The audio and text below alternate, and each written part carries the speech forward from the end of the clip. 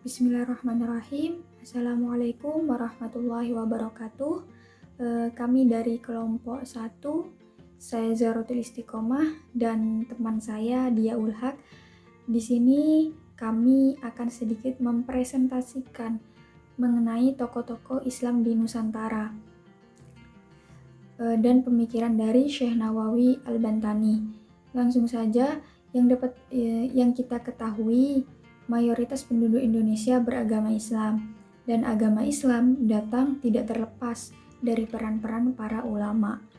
Ulama-ulama datang untuk menyebarkan secara damai sehingga mudah diterima oleh lapisan masyarakat.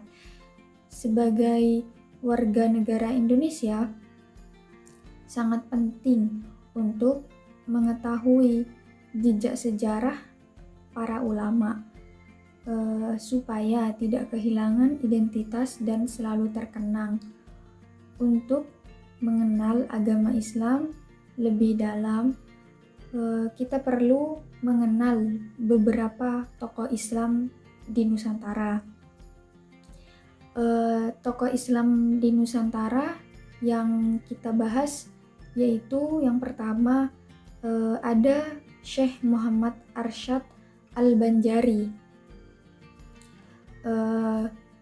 Syekh Muhammad Arsyad Al-Banjari merupakan putra dari pasangan Abdullah bin Abu Bakar dan Siti Aminah binti Husain yang lahir di Lok Gabang, Kecamatan Istanbul, Kabupaten Banjar pada 15 Safar, tepatnya 19 Maret 1710 Masehi.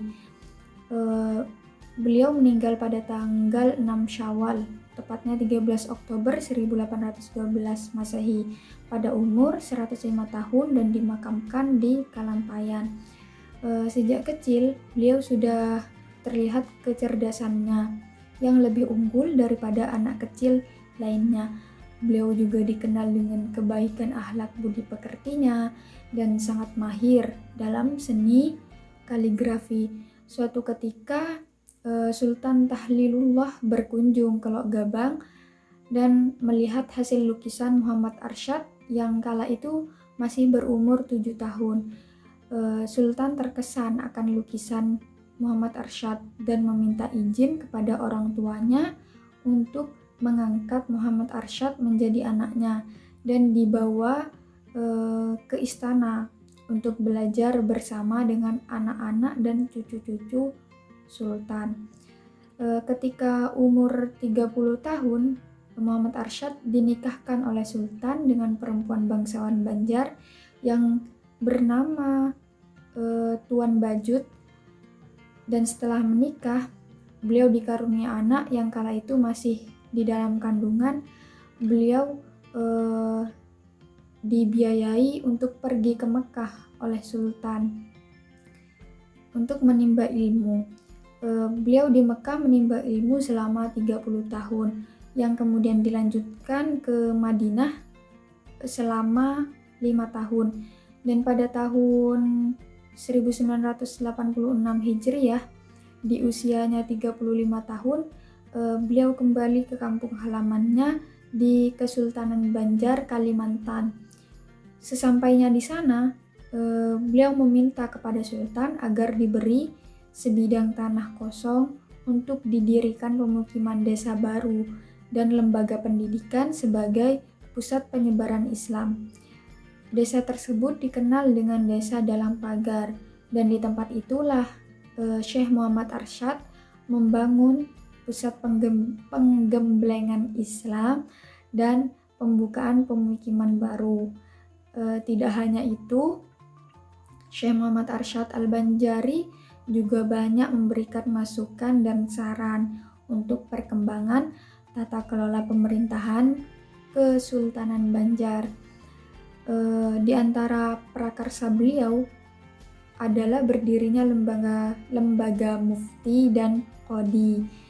Jabatan mufti adalah lembaga yang fokus utamanya adalah memberi fatwa-fatwa penting berkaitan dengan masalah agama, sementara jabatan qadi berperan untuk mengurusi dan memutuskan hukum perkara yang dihadapi masyarakat, baik yang berkaitan dengan hukum keluarga, waris, maupun perkawinan.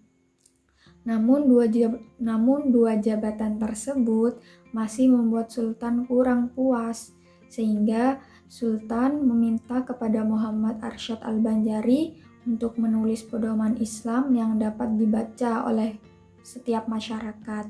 Dan beliau menerima dengan senang hati, dan kemudian beliau menulisnya. Beliau menulis kitab fikih dalam 2 jilid tebal dan berbahasa Melayu yang berjudul Sabilal Muhtadin. Selanjutnya tokoh Islam yang kedua yaitu Ahmad Rifai. Ahmad Rifai memiliki nama lengkap Kiai Haji Ahmad Rifai bin Muhammad Marhum, yang dikenal oleh masyarakat Jawa Tengah dengan julukan Kiai Haji Ripangi. Beliau dilahirkan pada hari Kamis 9 Muharram 1200 Hijriah, tepatnya 13 November 1786 Masehi di Desa Tempuran, Kabupaten Kendal, Jawa Tengah. Beliau putra dari pasangan Kiai Haji Muhammad Marhum bin Suja Wijaya dan ibunya bernama Siti Rohmah. Di usianya yang 7 tahun, beliau ditinggal oleh ayahnya pada tahun 1207 Hijriah atau 1792 Masehi. Sejak saat itu, beliau diasuh oleh kakak ipar ayahnya, Kiai Haji Asy'ari, pengasuh Pondok Pesantren Kaliwungu. Dalam asuhan pamannya itu, beliau banyak mendapat berbagai pendidikan agama Islam. Hingga ia menikah dengan seorang gadis pilihannya di Kendal. Dan dari pernikahan tersebut, beliau memiliki keturunan sebanyak 5 orang anak. Beliau yang telah menjadi ulama dan berkeluarga itu belum puas apabila belum belajar sampai ke Tanah Suci Mekah. Dan pada tahun 1816 ketika usianya 30 tahun, Kiai Rifai pergi ke Mekah untuk menuntut ilmu dan kemudian pindah ke Mesir untuk menegaskan kembali otoritas fikih. Kemudian ia bermukim di Mesir selama 12 tahun, dan setelah 10 hari kembalinya dari Mesir, Kiai Haji Rifai yang menetap di Kaliwungu, istrinya meninggal dunia. Dan setelah sepeninggal istrinya tersebut, beliau menghabiskan waktunya dengan ikut mengasuh pondok pesantren Kiai Haji Asy'ari. Beliau di sana melakukan penerjemahan kitab-kitab berbahasa Arab ke dalam bahasa Jawa, yang kemudian biasa disebut dengan kitab Tarajumah Ahmad. Selain itu, ia juga aktif berdakwah dengan model dakwah yang dikenal radikal dan banyak melakukan protes terhadap Belanda. Sampai beliau termasuk orang yang harus diawasi gerakannya dan langkahnya. Beliau pernah dipenjara selama setahun, yakni dari tahun 1849 sampai 1850 di Kendal dan Semarang. Setelah keluar dari penjara, beliau meninggalkan Kaliwungu dan berhijrah ke wilayah Batang.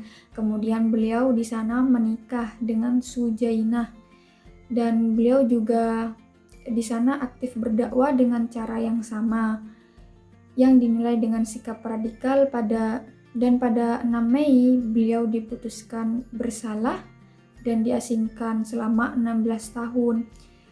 Beliau hidup di pengasingan yang diikuti keluarga dan sebagian kecil santrinya.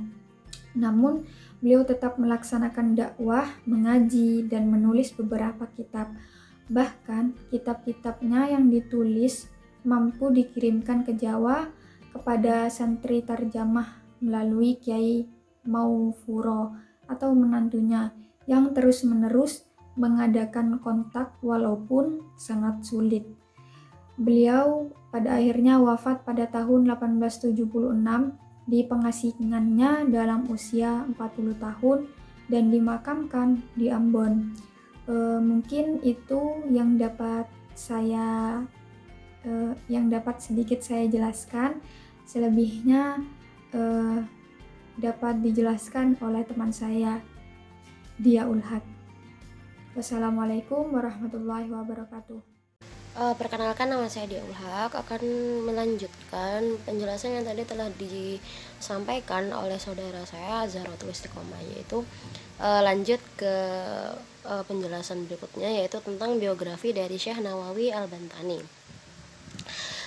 Syekh Nawawi Al-Bantani bernama lengkap Abu Abdillah Al-Muti' Muhammad Nawawi bin Umar Al-Tanari Al-Bantani Al-Jawi. Al-Bantani menunjukkan bahwa beliau berasal dari Banten, sedangkan sebutan Al-Jawi mengindikasikan asal mulanya yang Jawa. Beliau dilahirkan di Kampung Pesisir, Desa Tanara, Kecamatan Tirtayasa, Serang, Banten pada tahun 1230 Hijriah atau 1813 Masehi. Beliau wafat pada usia 84 tahun, yaitu pada tahun 1314 Hijriah atau 1897 Masehi di tempat kediaman terakhirnya, yaitu Kampung Syi'ib Ali, Mekah. Jenazahnya dikubur di perkuburan Ma'la, Mekah, berdekatan dengan kuburan Ibnu Hajar dan Asma binti Abu Bakar As-Siddiq. Beliau ini wafat pada saat sedang menyusun sebuah tulisan yang menguraikan dan menjelaskan Minhaj at-Thalibinnya Imam Yahya bin Hujam An-Nawawi. Lanjut, yaitu biografi setelahnya, yaitu Sayyid Utsman. Sayyid Utsman ini seorang mufti Betawi yang lahir pada tanggal 17 Rabiul Awal 1238 Hijriah di Tanah Betawi, tepatnya di Pekojan. Mempunyai ayah bernama lengkap Sayyid Abdullah bin Akil bin Umar bin Yahya yang lahir di Mekah. Gelar Sayyid ini beliau dapatkan yaitu karena memberikan gambaran bahwa dirinya ini merupakan tergolong sosok yang mempunyai silsilah hingga ke Nabi Muhammad SAW. Beliau tumbuh di lingkungan yang memiliki kultur keilmuan yang kokoh. Bersama sang kakek, ia mempelajari berbagai ilmu adab beserta adat istiadat yang sopan. Ia juga dikenalkan ilmu-ilmu agama yang dimulai dari pengetahuan mengenai huruf Arab, cara membaca Al-Quran, tajwid, tauhid, fikih, tasawuf, dan ilmu-ilmu alat yang menjadi bagian tata bahasa Arab seperti nahwu dan shorof. Sayyid Utsman ini juga diajari ilmu tafsir, hadis, astronomi, astrologi, dan ilmu-ilmu Islam lainnya. Ilmu-ilmu itu yang dalam perkembangannya menjadi pengantar bagi Sayyid Utsman mendalami ilmu-ilmu lain kepada guru-gurunya di Mekah dan Hadramaut. Sayyid Utsman menetap selama 7 tahun di Mekah. Ia menuntut ilmu kepada Syekh Ahmad Zaini Dahlan. Sayyid Utsman cukup lama dalam menimbal ilmu dengan beberapa ulama Batavia dan mancanegara di berbagai tempat. Hal itu menjadikan sosok Sayyid Utsman sebagai ulama yang mumpuni dalam berbagai bidang ilmu keislaman, seperti tata bahasa Arab, ilmu kalam, fikih, akhlak, tasawuf, ilmu falak, dan sebagainya. Lanjut, yaitu biografi dari Ahmad Khotib Al-Minangkabawi. Ulama besar asal Sumatera Barat ini memiliki nama lengkap Ahmad Khotib bin Abdul Latif bin Abdul Rahman bin Abdullah bin Abdul Aziz Al-Minangkabawi. Ahmad Khotib lahir di Kota Gadang, Bukit Tinggi, Sumatera Barat pada tanggal 26 Mei 1860 Masehi. Ia lahir di keluarga berada dan dikenal sangat taat dalam beragama, sekaligus kuat berpegang kepada adat. Ketika berumur 11 tahun pada tahun 1287 Hijriah atau 1870 Masehi, ia bersama dengan ayahnya pergi ke Mekah dalam rangka menunaikan ibadah haji. Akan tetapi ia dan ayahnya tidak langsung kembali ke tanah air, melainkan menetap di tanah suci Makkah Al-Mukarramah. Pada saat Ahmad Khotib berada di Makkah, ia belajar kepada ulama-ulama terkenal di Makkah seperti Syekh Bakar Al-Syatta, Syekh Yahya Al-Qalbi, Syekh Zaini Dahlan, Syekh Muhammad Saleh Al-Kurdi, dan beberapa ulama besar lainnya. Ahmad Khatib menghabiskan waktu untuk memperdalam berbagai disiplin ilmu keislaman seperti tafsir, hadis, fikih, ilmu hisab dan sebagainya di Masjidil Haram sekitar 9 tahun lamanya, yaitu dari tahun 1871 hingga 1879 Masehi. Pada tahun 1879 Masehi, Ahmad Khatib diangkat menjadi imam madhab Syafi'i di Masjidil Haram, Mekah, dan kemudian ditambah lagi menjadi khatib, merangkap pula menjadi guru besar oleh penguasa Mekah, Syarif Aban Ar-Rafiq. Pengangkatan ini dikarenakan Syarif Mekah mengetahui kemampuan dan keberanian dari Ahmad Khatib. Nah, dari beberapa biografi tokoh yang telah kami sebutkan tadi, kami mengambil konsep pemikiran pendidikan yang digagas oleh Syekh Nawawi Al-Bantani. Adapun konsep pemikirannya adalah sebagai berikut, yaitu menurut Syekh Nawawi Al-Bantani tentang hakikat pendidikan yaitu mencakup 3 term, yaitu taklim, tarbiyah, dan ta'dib. Adapun tentang taklim itu terdapat pada dalilnya terdapat pada Quran Surat Al-Baqarah ayat 129, yang mana dalam ayat ini terdapat kata yatlu. Nah, kata yatlu dalam ayat ini menurut Syekh Nawawi adalah mengarahkan manusia kepada iman, sedangkan untuk kalimat wa yu'allimuhumul kitaba, Syekh Nawawi memberi makna yang lebih luas, yakni mengajarkan serta memahamkan nilai-nilai yang terkandung dalam ajaran tersebut serta bagaimana mengimplementasikannya dalam kehidupan sehari-hari. Adapun term yang kedua yaitu tentang ayat tentang tarbiyah terdapat pada Quran Surat Al-Isra ayat 24, yang mana dalam ayat ini terdapat kata Rabbayani. Nah, dalam kata ini lebih ditekankan pada pendidikan di waktu kecil. Syekh Nawawi menafsirkan ayat pertama ini sebagai perintah bahwa kita wajib berbuat baik kepada orang tua kita serta mendoakan mereka walaupun hanya 5 kali dalam sehari, karena orang tua kita lah yang mendidik kita sejak kecil hingga kita dewasa. Term yang terakhir yaitu tentang ta'dib terdapat pada surat At-Tahrim ayat 6, yang mana pada ayat ini Syekh Nawawi mengartikan ta'dib sama halnya dengan taklim, hanya saja ta'dib lebih menekankan pada pembentukan akhlak. Baik, sekian dari kelompok kami. Kelompok pertama Zahratul Istiqomah dan Diyaul Haq. Kurang lebihnya kami mohon maaf. Billahi taufik wal hidayah. Wassalamualaikum warahmatullahi wabarakatuh.